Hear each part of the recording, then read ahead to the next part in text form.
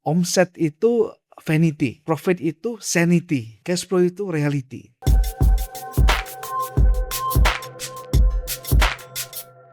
Halo Dozers, welcome to Doz Creative Channel. Hari ini kita kedatangan tamu yang seru banget. Ada Koregan dan Abby. Hai guys. What's Kan up? seru katanya. Yes, Berdiri dong, berdiri. Berdiri, jangan nggak kelihatan. Kurang So seru. bro, hari ini how are you man? Good. Jauh Kelapa Gading macet ya. Enggak lah, nggak macet lah. Lu kan ada patwal. Hah? Lu kan kemana-mana tinggal tato. Iya, one way hari ini kebetulan virtual ya. Bro, hari ini kita mau bincang-bincang nih bro. Ini Gimana? teman-teman doser pasti pengen nanya nih. Siapa ini? Adalah Bro Regan sama Sis Abby nih. Siapa ini? Siapa? Kamu siapa? Kita ini sih, kalau saya perkenalkan diri dulu ya. Boleh. Ya, kalau saya itu bidangnya F&B ya. Mostly orang kenalnya F&B sih. Ada beberapa bisnis ya, cuman majority orang kenalnya kita di F&B and retail gitu. Abby salah satu partner lah, partner kita. I see. So kalau misalnya di F&B nih, kan kalau misalnya lu kan udah rajanya nih bro. Kayak gila 20 tahun banget tuh. Pokoknya semua hampir banyak kan restoran Jepang ya bro ya. Mostly Jepang, ada beberapa lifestyle juga, Western juga kita dulu main ya. Tapi yang tersisa setelah COVID-19 ya Jepang. Oh, di spill dong bro, brandnya apa aja bro yang lu pernah Banyak. handle yang lu bangun? Banyak yang Perlu berapa jam nih bro? Gue Yang masih sangat existing kali ya. Deket-deket sini ya ada IPG Komachi. IPK Fukumachi ya. 23 tahun ya sekarang. Iya, itu luar biasa tuh. Tahun ini. Lama. Ya itu casual. Kalau yang lifestyle ada Senshu di Fairmont, ada EBA di Ritz-Carlton. Itu yang gede-gede ya, itu yang besar-besar yang masih ada. Dulu sempat ada Isaya juga di Sampurna. Gila ya, totalnya tuh banyak banget ya kalau gue lihat kayak Company Travel itu kayaknya kepuasannya restoran Jepang semua ya. Ya dulu kita orang pertama, grup pertama yang datangin Jepang yang high end di Jakarta. Kok bisa sih bro? Gue pengen tahu nih bro, cikal bakalnya lu bagaimana sih bisa dive into the F&B business? Lu latar belakangnya setahu gue lu chef ya kalau nggak salah ya? Iya. Jadi dulu ya biasalah student, kita lulusan dari Cordon Bleu ya. Cordon Bleu di Sydney. Dulu profesional sih kerja. Awal kerja apply di KFC aja nggak diterima. Seriusan? Kenapa gitu? Cordon Bleu nggak diterima? Nggak, karena nggak ada experience. Oh. Goreng ayam juga orang perlu experience kali. Orang buka KFC emang mau hire orang nggak punya pengalaman. Itu. Jadi kita tebar CV aja semua ke supermarket, kayak ke Coles, ke berapa supermarket. Kita taruh CV juga nggak dipanggil karena at that time itu winter. Dan winter kita mulai cuci piring. Cuci piring. Jadi meskipun Seriusan lulusan juga ya. sebagai chef tuh nggak bisa langsung di dapur. Itu waktu itu masih sekolah kan, masih Oh, jadi kayak intern ya? Masih sekolah, kemudian harus kerja kan, cari uang sekolah gitu. Cari uang sekolah, kerja, kita ya cuci piring aja, no problem. Jadi cuci piring, jadi cook jadi chef, jadi komi, dan terakhir eksekutif sous chef di hotel. I see. Nah kalau dari Sis Abby juga sama nih, dari Cordon Bleu juga atau what's your background? No, it's totally different with Regan. Kalau gua communication, LSPR. Oh LSPR. Wah ini anak-anak desain juga ya. Satu aliran. Satu aliran ya. So jadi lu gimana bro jadi cikal bakal lu tiba-tiba kayak dari Cordon Bleu lu kerja, berarti kerjanya berapa lama tuh bro? Jadi kerjanya itu lumayan ya, 10 years ya. 10 years. Dan dari kita mulai dari resto, kemudian masuk ke hotel, terakhir baru ke airline catering. Ini semuanya di Australia atau di? Pindah-pindah. Pas di hotel juga dipindah-pindah, pas di resto juga dipindah-pindah. Multi country. Ada Korea, ada ke London, ada ke pas di Hilton pernah di Hawaii. Seru ya. Di Australia juga ada pernah dipindah-pindah juga, Adelaide, Melbourne. Gitu. Pernah di Six Star dulu di Ascot. Waldorf Astoria ya. Nice. And then lu gimana? Abis itu kan basically lu udah cukup enak dong 10 tahun kerja. Terakhir kali di mana sebelum lu balik ke Indo? Di catering, di Denata. Denata. Kalau kita ke Eropa, transit Dubai, itu semua Denata. Operating catering, ambil baggage, semua Denata. Itu biggest company untuk airport operator. Oh nice. And then what makes you want to come back to Jakarta, Bro. Mantan Bos. Hah? Mantan. Mantan. Oh, di-spill dong. Bucin. Di-spill dong siapa itu? Adalah. Jadi Yang di Kelapa Gading juga? bukan Oh, bukan. Jadi rela balik ke Indo gara-gara mantan. Gara-gara cinta. mengejar Bucin. cinta. Mengejar cinta. Cuman ujung-ujungnya kandas ya. Anda. Aduh. Investasi bodoh. Akhirnya setelah itu lu nggak mau balik lagi keluar atau? Bukan, rupanya di Indonesia enak ya. Jadi banyak opportunity. Karena di luar negeri tinggal di copy aja ke Indo sebetulnya, karena di Indo market size-nya besar sebetulnya. Orang Indonesia banyak sekali. Iya. Benar. Ini biasanya kalau ada proof of concept di luar negeri di Indonesia pretty much Iya. cepet ya jalannya. Copy paste adjusting pasti jalan. So how did you start? Jadi pertama kali Yo Company namanya apa, Bro? What's your first? Awal itu begitu pulang ke Indo, kan di Medan. Gue orang Oh, Medan. lu di Medan. Di Medan. Gue rasanya kotanya nggak growing gitu. Terus ke Jakarta, nggak suka Jakarta. Jadi macet kan. Sehari di mobil tuh 4 jam, 5 jam at a time. Terus ke Bali. Nggak tahu mau ngapain. Sebulan tinggal di hotel. Nggak tahu mau ngapain. 1 bulan. Itu nggak bosan Jalan. sebulan di Ya hotel. lumayan, setelah bosan baru kita berpikir mau ngapain gitu. Kenalan sama orang. Ya terakhir kita buka 1 restoran pertama di Bali. French, tutup. Oh, namanya apa dulu tuh French? Yang sekarang jadi La Favela. Oh, dia sekarang jadi La Oh. Favela. Oh, I see. La Favela itu awalnya restoran Prancis. Oh. Restoran Prancis, kemudian diubah jadi ya dikasih sepi ya, dikasih music. Lampunya cuma tambah-tambah dimmer. Rame sampai sekarang. Okay. And what is your next stepnya? Apa nih yang become kok tiba-tiba kan French gitu-gitu. Yeah. So how you enter seperti kayak all those apa namanya Japanese Nah, restoran tuh gimana caranya? Jadi Bro? setelah kadang tuh gini, gak semua orang hoki bisnis ya. Setelah ada restoran pertama tuh kita ya pasti modal habis ya. Modal habis, ya kita mau ngapain? Nggak ada modal. Jadi konsultan aja. Gitu, kliennya cukup oke sih klien kita di Bali. Kalau yang well known ya ada Mesicola Group. Oh ya. Ya itu dari taplak meja. Itu desain, itu taplak meja yang kotak-kotak merah yang jelek itu, yang di pasar kayak 10.000 3 itu desainernya dari Istituto Marangoni gitu. Yang diinjak-injak sama kalian itu. Oh. I see. Itu semua detail itu detail semua. Lilin yang di depan tuh dikerjain semua manual. Oke. Gitu. Jadi satu proyek berhasil, orang cari kita. Akhir grup hotel resort cari kita. Jadi ya punya nama dan punya modal. Dan orang mau modalin kita untuk bikin resto-resto yang lain. So kalau misalnya sebenarnya gue penasaran nih, Bro. Ada kata nih sekarang ya. Kalau gue punya mungkin dari dulu itu tuh pengen tahu nih bagaimana sih kalau misalnya gue bisa engage ke Yo Company gitu kan. Ada kata kalau gue punya sebuah lahan gitu kan. Jadi gimana tuh kerjasamanya? How do we start that gitu? Misalkan dengan Yo Company. Recently kita baru buat 1 perusahaan ya, namanya Savoy Venture. Savoy Ventures Ya gitu. Kita bisa terima dari berbagai sisi.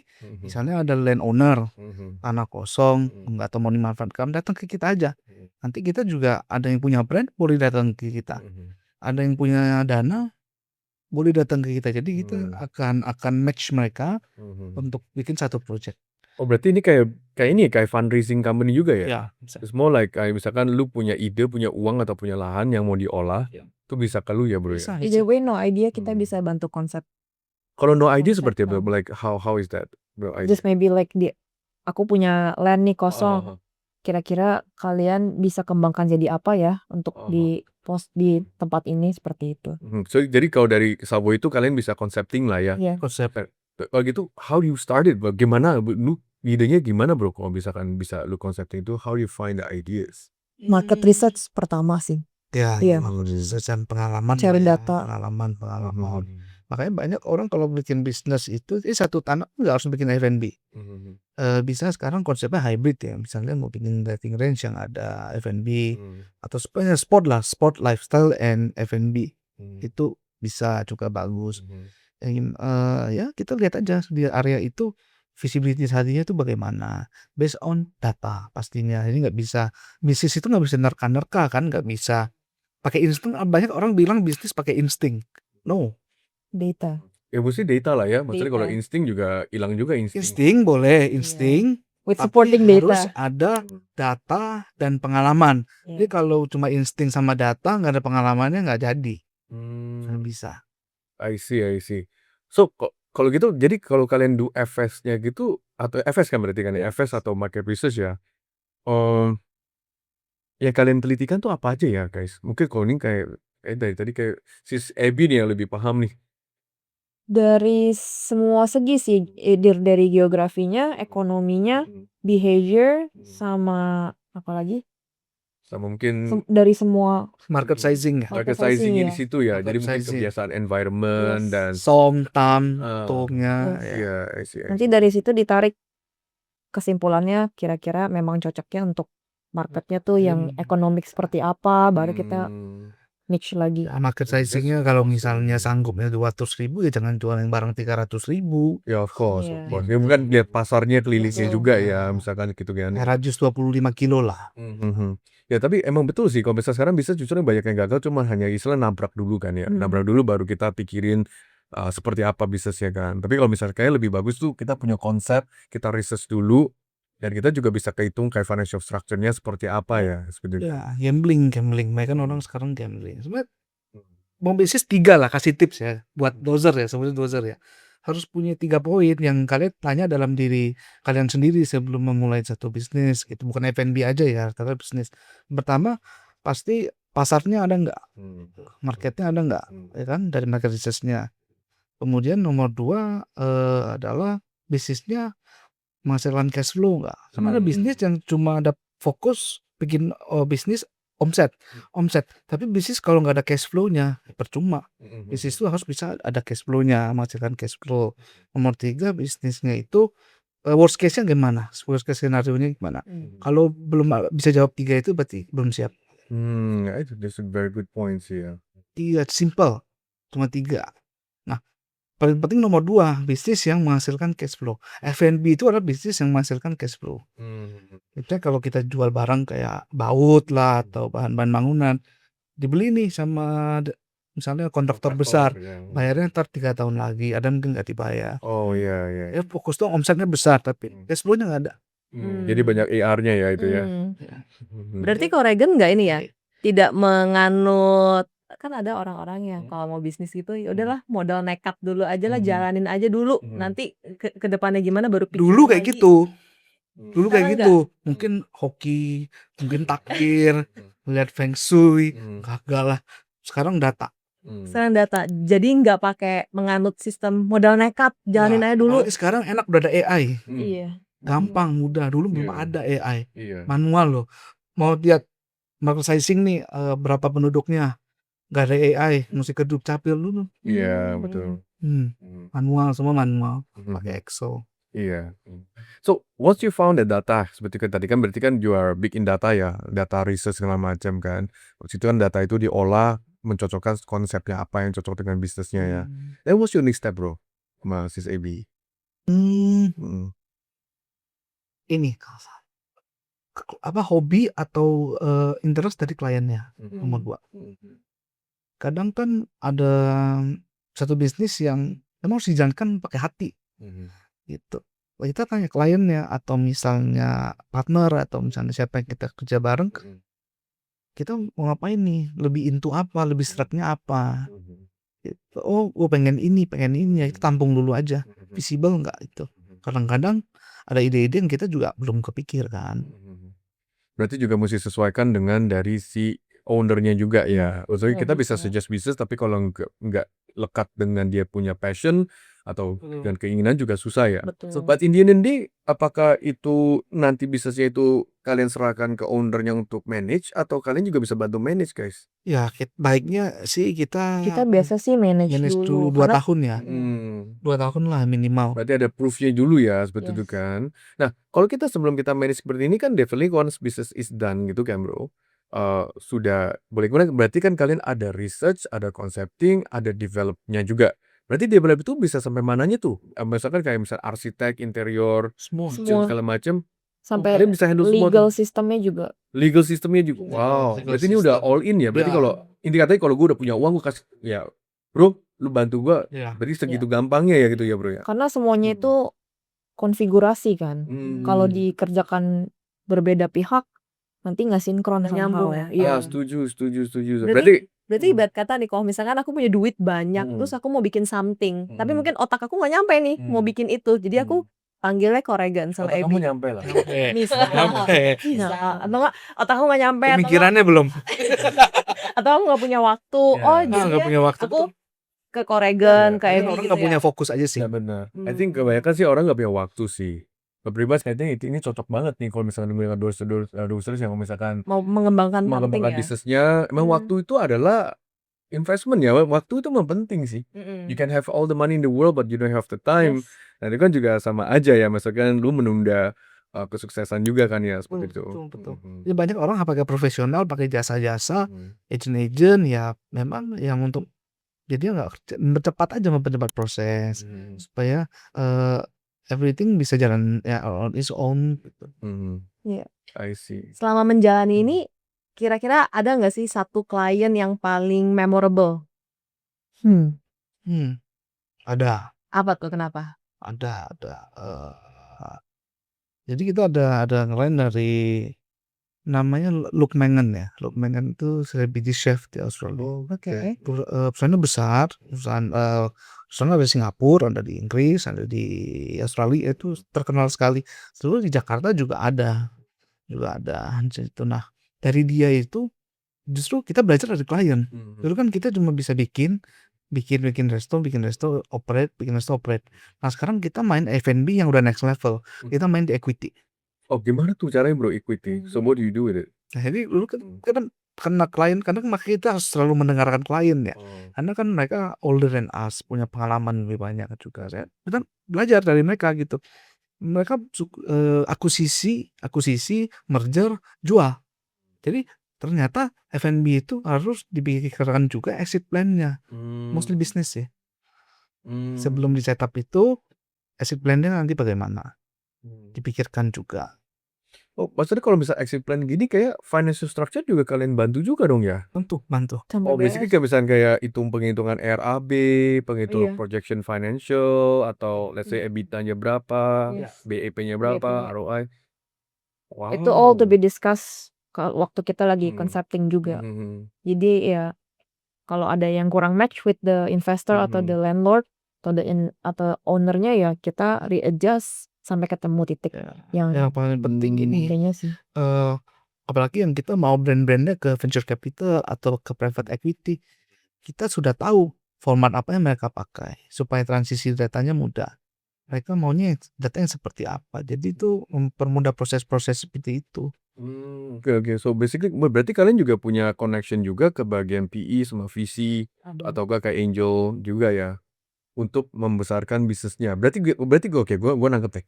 Berarti kalau orang yang ada bisnis, contoh dia punya lahan, dia bisa ke kalian untuk membantu do the research dan kurang lebih punya sebuah visibility apa yang mau dibikin ya bisnisnya. Nah ketika bisnisnya mereka bilang, oke gue cocok nih dengan bisnisnya nih, berarti kalian juga bisa bantu bangun. Right, berarti semuanya tuh pokoknya dari roof to floor to roof lah ya, lu bisa bangun. Dan HR-nya juga ada di dalam. Ya, hiring, lu hiring manajernya, Menu menu development, sama tadi lu juga bilang menu development berarti ada semua cost control, procurement-nya.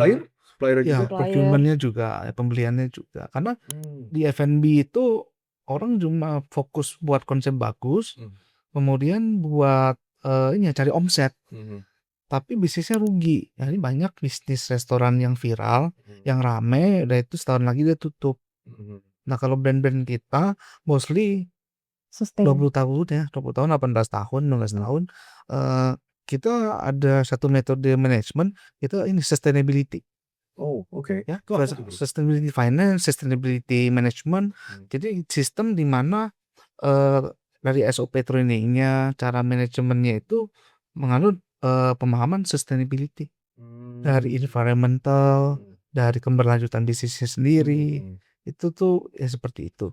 Nah, contoh kenapa orang fokus cuma ngejar omset, cari viral, tapi dia nggak paham backbone-nya nggak strong, misalnya jadi terjadi kebocoran-kebocoran di cost-nya, banyak wastage, terus procurement-nya bermasalah, banyak di markup dan lain sebagainya. Jadi backbone-nya nggak kuat, restorannya rame, ya nggak untung, rame tapi nggak untung lah. Ya. Gitu banyak kok Tapi F&B banyak yang gitu. leakage-nya ya, banyak Ya, kalau saya kebocor-kebocoran. lebih suka bisnis F&B yang lebih stabil, tapi untung.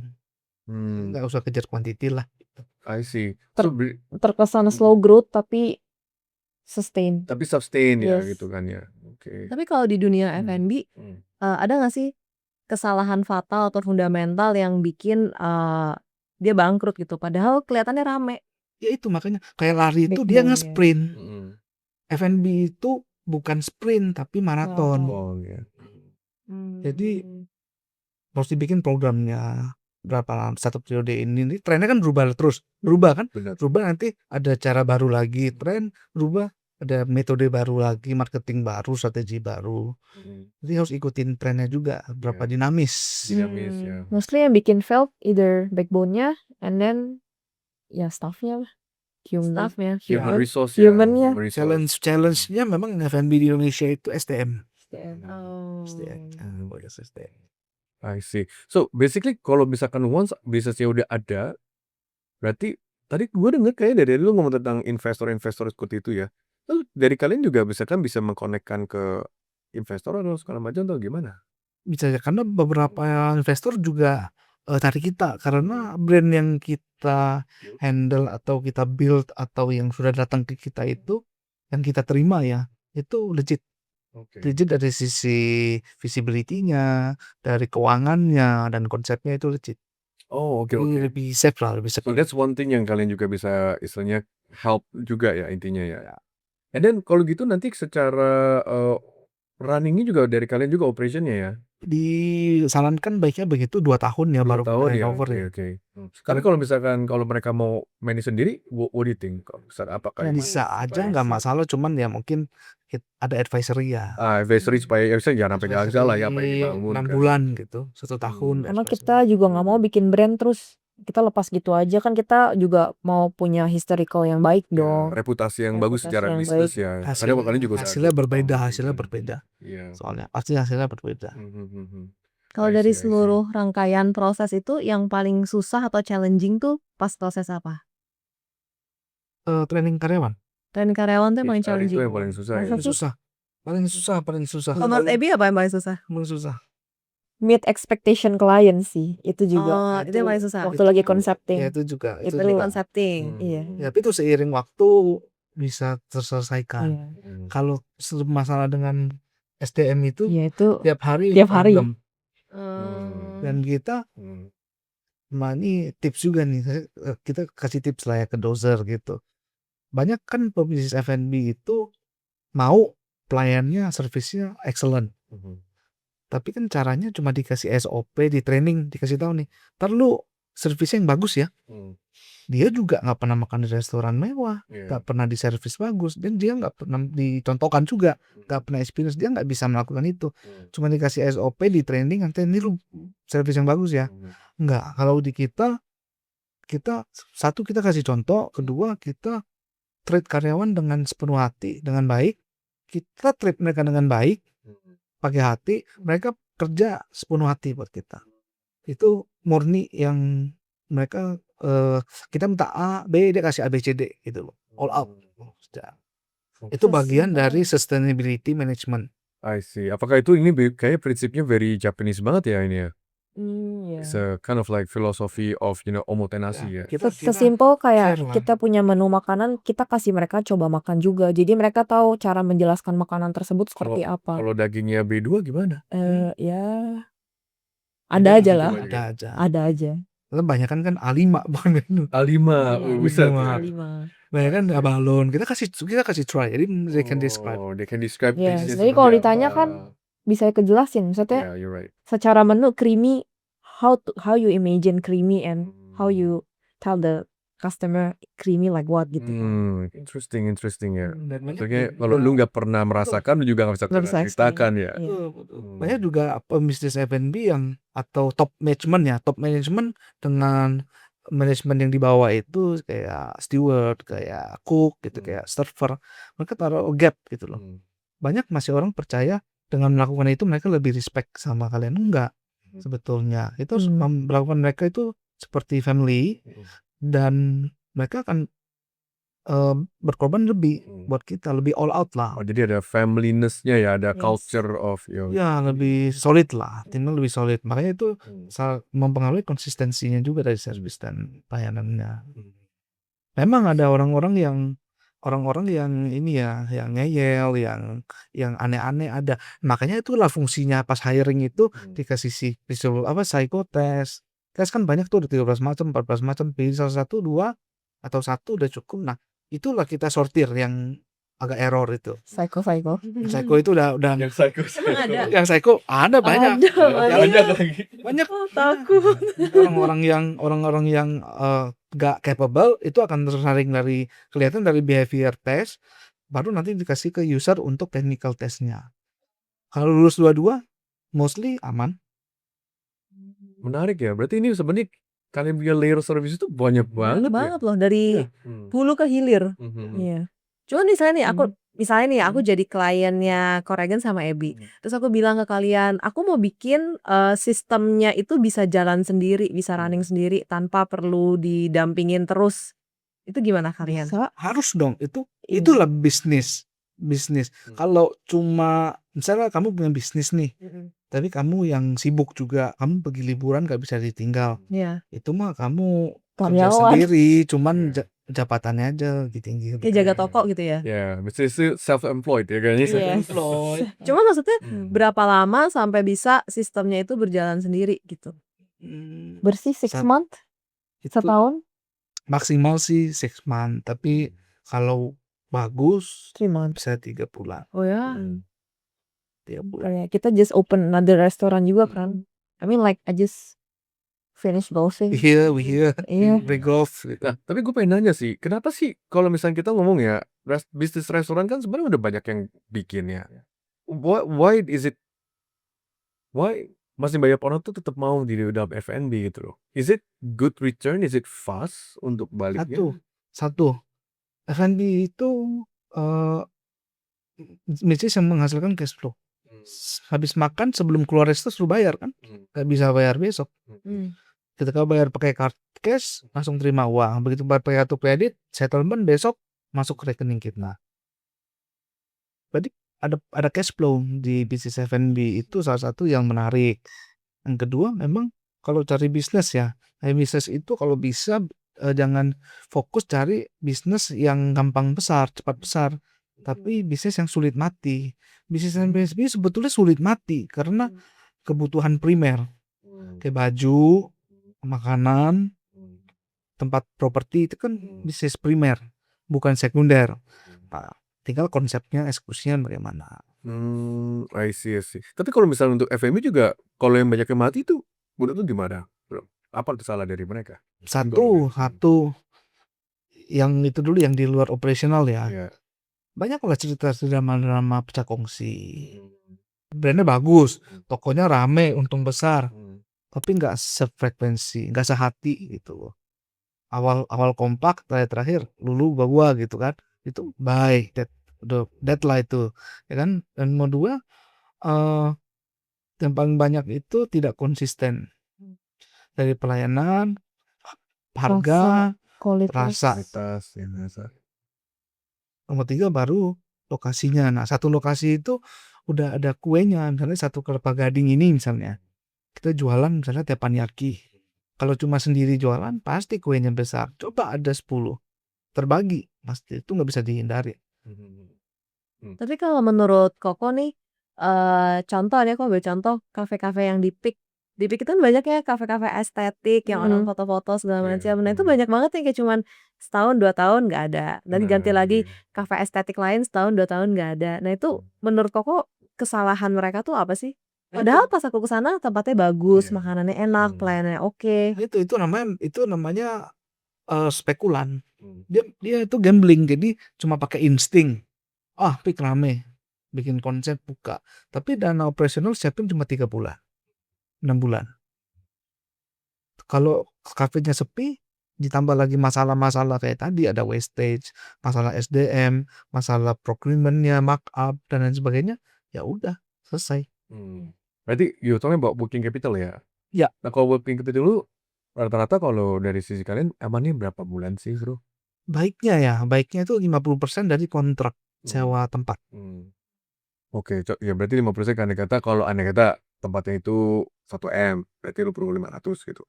Misalnya Rival kita operational cost-nya mungkin 50 juta ya, 50 juta kontraknya 5 tahun, berarti 50 juta kali 2,5 tahun. 2,5 tahun. Nah sisanya 2,5 tahunnya pasti ke-cover dari cash flow. Omset. Oh, oke. Inti kata kalau misal lu nggak survive pun masih bisa jalan di 2,5 tahun ya 2,5 tahun itulah ya. Kalau di luar negeri modelnya begitu, bahkan full 5 tahun kita akan minta 5 tahun operational. Oke, intinya lu ada bensin lah, nggak mogok di tengah jalan ketika Iya. ya cuma 3 bulan 4 bulan. Mungkin yang kamu mention itu dari tadi ya gitu. Mereka bikin bagus, hire good concept, hire good architect, hire good whatever ya. In the beginning ya, tapi nggak mikirin tempuran bensinnya sih. Kalau gue lihat gitu ya. Kadang tuh budgeting di awalnya juga dibajetin nih, anggarannya 3 miliar misalnya. Terus datang gatel, ganti ini, tambah ini jadi 7. Tuh, Tidak terkontrol ya. swing, budgetnya swing. Tapi di bisnis F&B tuh apa sih yang paling bikin restorannya cepat sepi? Rasanya kah? Soalnya kadang ada ya, Sepi ya. restoran tuh rasanya enak nih, misalnya pas datang rasanya enak, semuanya oke gitu kok. Tapi berapa lama tuh udah tutup gitu. Apakah karena mereka nggak ada ngeluarin menu baru kah? Jadi orang bosan? Enggak juga. Kalau tergantung area ya. Kayak area misalnya, makanya kalau misalnya kayak bicara peak gitu ya. Dulu orang makan di tempat kita 3 bulan sekali. Sekarang jadi 6 bulan sekali karena orang keliling dulu. Makan di sana, banyak tempat options baru makan baru makan lagi balik. Banyak variabel sih. If you talking about that. Ya. Kalau di peak yang kita sudah rasakan dan pelajari sih, karena di peak itu terus growth-nya buka baru, makanya marketnya tuh nyebar banget, cobain ini, cobain itu, yang akhirnya dia nggak balik ke Frequent tempat orang kita. dulu kalau kita buka resto Jepang, ya orang itu bisa makan sebulan 2 kali lah ya rata-rata. Ada juga yang 4 kali, cuman rata-ratanya 2 kali. Ada yang juga ya 4 kali kalau untuk lunch, quick lunch gitu di office tower gitu, mereka ya di BNI 46 itu mereka ada yang sebulan 4 kali boleh bisa datang. Tapi kalian terima klien ini nggak sih, klien yang udah exist tapi mungkin ada problem atau sekarat lah, minta di rebrand gitu. Iya. Gimana nih, kayak gue udah sekarat, tolong perbarui gue lagi, selamatkan gue gitu. Bisa. Itu ada juga yang kayak gitu. Cuman kita lihat ya, maksudnya Bisa stadium diselamatkan atau- stadium berapa gitu. Stadium berapa ya? Stadium 4 atau stadium 5. Ya ini kata kayak dokter juga ya gitu kan ya. Maksudnya tergantung kondisi problemnya, penyakitnya di mana ya. Berarti kalau udah parah banget ditolak sama Kadang, kalian. kadang tuh bukan konsep yang bermasalah tapi orangnya yang bermasalah. Iya. Ownernya Susah yang kalau bermasalah. Karena ownernya yang bermasalah. Ya, masalahnya itu di dia sebetulnya. Dia yang toksik dengan karyawan. Itu masalah di dia. Itu bukan bisnisnya. Kok dalam banget sih ceritanya? Wah, Biar semangat, seru. ada cerita dong. Cerita dong. Ini kayak ada kepahitan pribadi yang pengen Ada. dituangkan nih. Nggak ada. Habis minumnya itu nih. Semangat. Sih kalau kayak gitu gimana? Jadi lu ngambil atau lu replace ownernya? Karena kalau bisnisnya very good, bisa kita akuisisi. Iya. Oh, gitu. Itu cara paling halus untuk mengganti pemilik. Oke. Kalau bisnisnya bagus, kan ada bisnisnya bagus, asetnya mau dijual murah, lokasinya prime, ya udah. Gimana akuisisinya bro? Kan itu kan milik dia tuh bro. Jadi gimana? Lu tawar murah daripada Mati. tapi lu belinya pakai uang investor atau gimana? ya ada yang pakai uang investor kita fundraise, ada yang pakai uang sendiri juga kalau kita sure. Uangnya banyak. Iya, banyak. Wah. Koko kaya ya. Koko kaya. Koko kaya. Gantung. I see. So kalau misal andai kata nih restoran-restoran yang udah kalian jalanin, yang udah kalian manage gitu kan. So apa deh end game itu gimana? Like how do you scale it? Like apakah ada chance untuk bisa di scale lagi nggak? Sebelum pandemi dan setelah pandemi tuh gamenya beda Iya. total. Kalau sebelum pandemi enak sekali, kita bikin resto misalnya 10 cabang, 15 cabang. Udah itu nanti kita ke PI atau ke VC semua kita main valuasi. Sekarang udah nggak terima lagi yang namanya valuasi, harus berdasarkan aset. Kulkas itu, kitchen equipment termasuk aset, itu dihitung. Meja kursi termasuk aset. Oh. Mainnya semua sekarang aset. Jadi nggak bisa gede. Dulu dengan 10 cabang kalau bikin satu restonya 4M, itu kan 40 miliar. Mungkin bisa kita jual 200, Oke, maksudnya ada 150 miliar. EBITDA-nya atau Ya gimana? bisa projection-nya dipakai di awang-awang, asumsi-asumsi itu bisa. Sekarang nggak bisa. Semua based on, kita aset itu berapa, itu valuasi daripada brand.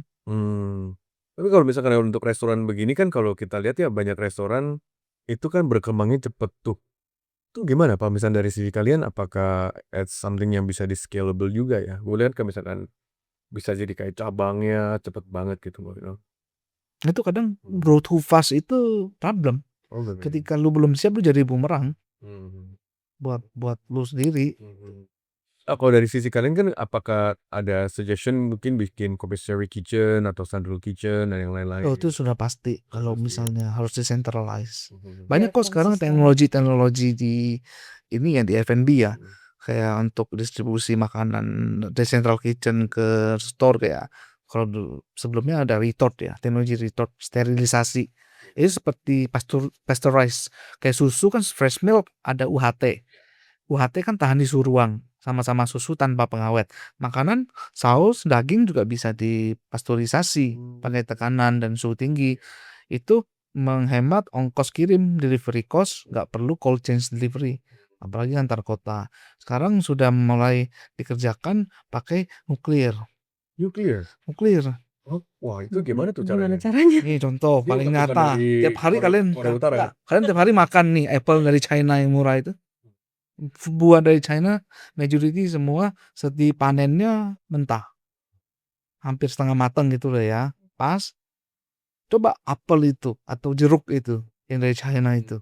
Berapa lama dia? Coba ya beli, ditaruh di kulkas di rumah. Mungkin 4 bulan, 6 bulan masih bagus. Atau 1 tahun juga masih layak makan. Nah itu, ini buahnya itu dipakai namanya iridiasi nuklir. Oh, oke. Jadi buahnya selnya bertumbuh menua lebih lambat. Oh, oke. Itu Kamu awet. punya teknologi juga atau how is this? Is it Ya something kita pernah pakai dulu. Ya, tapi sekarang mostly banyak orang pakai di Korea sama di China untuk buah-buahan. Mostly buah sih, buah. Buah ya. Kalau dulu orang apel kan pakai wax ya. Sekarang udah Iya, nggak pakai iya, wax, bener-bener. pakai nuklir. Oh, menarik ya ini ya. Google aja iridiasi nuklir. I Kalau bahasa see. Inggrisnya dibalik. Ini hal baru sih. Ya ini Pertama kali denger. Buah juga. Itu food Sekarang aku technology. lagi korek-korek kan udah nggak ada wax. Nggak ada waxnya ya. Dan lahan tuh jeruk gitu, apel. Ya, dia cuma kalah sama keringnya udara kulkas doang. Tapi kalau dibungkus plastik, masukin kulkas mungkin tahan 1 tahun kali. Seriusan lo? Coba aja. Oke. Bisa meledak nggak? Enggak. Enggak sih. Meledak serem juga kalau meledak. I see. So gimana bro? Kalau untuk bikin sebuah restoran sukses selain tadi cash flow, selain tadi secara konsep dan juga sustainability-nya, what is your other nih? Maksudnya sesuatu yang kita belum tahu nih bro ya. Like ada nggak cerita-cerita yang luar biasa nih dari lo? Untuk grow satu restoran, untuk maintain satu restoran. Grow dan maintain bro. Untuk maintain satu restoran itu kita harus punya ini ya, harus punya program-program human development di resto itu amat penting. Karena dimanapun yang kerja untuk kita di restoran itu bukan kita, tapi tim atau staffnya itu yang harus benar-benar dijaga, di training dan di keep on track. Kayak pemain sepak bola gitu harus dilatih terus ya. Harus dilatih terus. Oke. Jadi harus ini juga, harus ingat-ingat juga. Bedain, banyak orang nggak bedain omset, profit sama cash flow. I see. Mereka cuma omset. Pokoknya maunya omset tapi bocor jadi nggak profit gitu. Tapi nggak ada cash flow-nya juga, itu Mhm. problem juga gitu. Makanya Oh, I harus see. diimbangin ya gitu. Iya. Itu ada kata-kata bagus nih, tadi baru cari dicatat gitu. Apa nih, Mas? Ini bisa dikutip. Boleh. Omset itu vanity, Hmm. profit itu sanity, Hmm. cash flow itu reality. Wih, cakep, Bro. Coba diulang lagi, Bro. Ya, omset itu vanity. Vanity. Oh, Ya. oke. Kalau profit itu sanity. Vanity. Kalau profit itu reality. Reality. Cash Cash flow. flow, cash flow, cash Cash flow. flow itu Cash flow. Cash flow itu reality yang Ya sehari-hari realitas kita harus sih. butuh. Bener. Paling penting bisnis itu cash flow. Jadi gitu ya, harus lihat cash flow-nya. Tapi menurutku berbisnis di Indonesia tuh mungkin lebih fun dibanding luar negeri ya. Soalnya marketnya banyak banget yang bisa dijangkau kan. Iya. Either way, kalau restoran kan kita memang pakai teknik marketingnya yang tadi aku bilang slow growth tapi stabil. Kita tuh nggak suka konsep yang viral kan naik tinggi cepet Udah banget hilang. turunnya. Honeymoon Cepet ya? naik cepet turun. Honeymoon Tapi konsep ya. maybe ada beberapa konsep bisnis yang bisa menggunakan teknik itu. Which is like BEP-nya langsung BEP, ya udah bisa mereka bisa ganti konsep lagi. Itu bisa Bener. bahasa Iya. kita 3 tahun serok. Iya. Bisnis yang harus 3 tahun serok itu intinya udah harus untung di tahun pertama atau tahun setengah tahun, 1,5 tahunnya balik modal, 1,5 tahunnya sisanya ambil untung. Udah itu kill the brand. I see. Bisa aja yang short term, jadi ada yang short term, ada yang mid, ada yang long. Nah, kalau menurut lu bagusan gimana tuh? Kan kalau misalnya itu juga satu strategi kan. Tergantung Long term ini. dan short term kan. Ada F&B yang short, yang fun juga. Bisa ada yang fun, memang dia tren kan. Dia memang yang nggak lama tren gitu loh, kayak boleh sebut brand nggak sih contoh gitu. Boleh aja. Misalnya dulu ada itu kan apa, croissant yang di press itu, Oh, di tahu. waffle itu, Croffle, yang kan. Waffle, ya. Tapi it's making money. Nanti ada tren apa lagi, boba, Ya. ya. Making money, Milk making money tea. kok, making money. Nanti kalau itu kan nggak apa-apa, namanya tren gitu. Ya, I see. Tapi kan ada juga konsep yang makanan yang abadi. Ya. Ada yang martabak. medium. Martabak dari bakmi. Puluhan tahun tiap pagi makan bakmi, fine. Gak bosan-bosan ya. Bakminya beda-beda. Ya kan? Kalau bosan makan Indomie. Iya. Indomie juga gak bosan-bosan. Bosan-bosan deh. Gak bosan-bosan. Ganti rasa. Iya. Tapi menurut lu kalau misalnya secara businessman ya, Bro. Kan lu udah di sini kan udah lama juga. Kalau lu prefer yang lebih ke slow but long gitu. Ya, slow but long gitu, karena less stress. Less stress ya. Ya lu nggak gampang dapat bintang 1 nah. Pusing. Orang yang berhadapan dengan orang yang middle class itu, middle low, mereka ekspektasi tinggi tapi nggak mau bayar mahal-mahal. Nah itu yang menyebabkan banyak orang nggak ketemu gitu loh dengan produk yang dia dapat, service yang dia dapat dengan ekspektasi dia yang tinggi itu. Ada gap, jadi dapatlah kita bintang 1, bintang 2 itu terjadi. Kalau baca kan pusing juga, kurangin umur tuh baca. Dari pengalaman lu ya, mungkin Sis Ebi deh dari tadi dia belum ngomong nih. Tapi dari pengalaman kali ini dari Sis Ebi nih, lu lebih bagus kalau misalkan main bisnis F&B itu di level yang lebih kayak premium, mid, atau yang lebih low? Kalau dari sisi aku sekarang middle kita udah no. Kenapa? Why is that? Menurut gua Sombong. kaum mendang Sombong. kuning tuh susah dijangkau sih. Oh. Lo nggak ngomongin dia aja Iya. ngomong. Susah dijangkau tuh gimana maksudnya? Aku suruh tanyain lagi biar Aku nggak ngerti maunya apa mereka. Oh. Gitu. Ini tuh labil. klien kalian atau Marketnya labil. marketnya labil. Marketnya labil. Oke. I see. Berarti kan di semua sektor F&B begitu ya, mau minuman ke, mau makanan ke, rata-rata yang di kelas itu yang labil ya. In this economy malah aku prefer high aja sekalian. Oh. Istilahnya kalau kata Cimeong kan yang mau aja. Oh iya. Iya Jadi lebih terfilter ya. Harus londang. Lebih jelas aja ya gitu kan. Jadi yang mau aja silahkan, nggak mau ya udah nggak usah dateng, nggak usah bayar gitu Iya. loh. Kalau main sektor yang lebih low lagi gimana? Lebih kayak UMKM atau Yang mass market. mass market? Possible aja sih, cuman mungkin passion kita berdua nggak di situ kali ya. Iya. I see. Karena memang kita berdua tuh tipenya less stress, jadi memang menghindari yang terlalu banyak konflik, terlalu banyak yang harus dipikirkan, Less drama, less less toxic ya. drama. Makanya juga kita bikin restoran yang lebih sustain dan less stress tuh. Kalau yang bikin terlalu viral nih, kita baru bikin restoran nih, baru jadi. baru running 6 bulan, kita udah harus pikirin lagi, aduh nih Wah, next udah year siap dong. mesti Ada ngapain lagi restoran nih pernah gitu. bikin Chinese food di Big. Saya bikin dimsum all you can eat 99.000. Rame banget. Habis itu produksinya tuh nggak kekejar, hasil ada dalam jam yang kurang mateng lah, ada yang ini kan ya stres juga gitu loh. Kita bisa apa di kondisi orang rame seperti itu, kita apa masuk ke dapur bikin dimsum? Enggak. Setelah dibikin terus yang masak gimana ya kan, nggak jadi kontrolnya juga harus strong kalau mau layanin quantity. Kalau mau main di quantity, QC-nya harus super bagus. Dan itu stressful ya begitu orang komplain. Jangankan rame gak ada tempat duduk aja dia komplain. Belum makan. Iya. Waduh, itu udah serba komplain deh. Tiap hari dengernya cuma komplain, orang komplain. Tapi kita melakukan itu juga karena sebelumnya restorannya kurang ramai. Iya.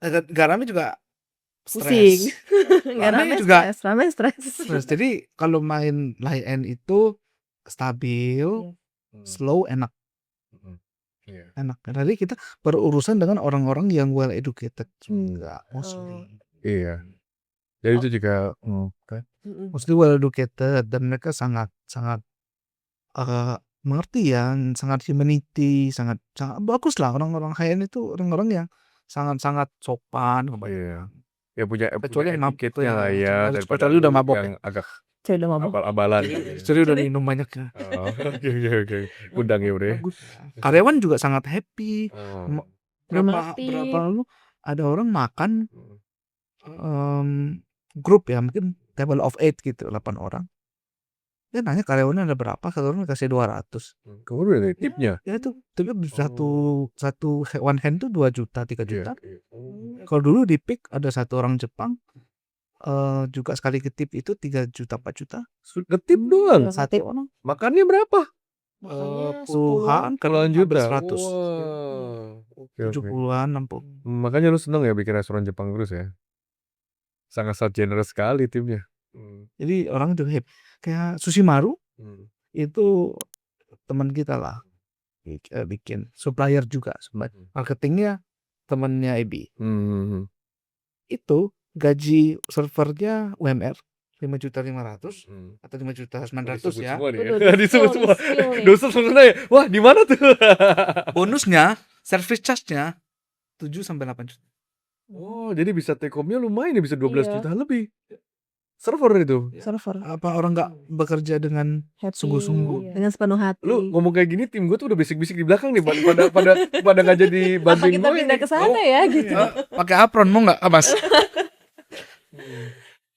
Oke Tapi deh. kumis mau dicukur sama rambut. Harus rapi. Jadi itu dari service itu mereka dapatnya lumayan. Makanya industri ini tuh fun. Iya. Industri ini fun. Jadi mainin orang makannya happy, komplimen, mereka juga happy. Fun sih. F&B itu very fun. Oke nih. Nah, mungkin dari Koregan sama Ebi nih, boleh nih kasih tips ke para dozers di rumah yang mau bikin bisnis. Nah, itu kira-kira fondasi apa yang harus dipunya supaya bisnisnya itu tahan lama? Fondasi dari Koregan dulu. Ini ya, do something with small steps. Pelan-pelan aja, tapi disiplin. Misalnya mau bikin resto lah, misalnya resto kecil gitu.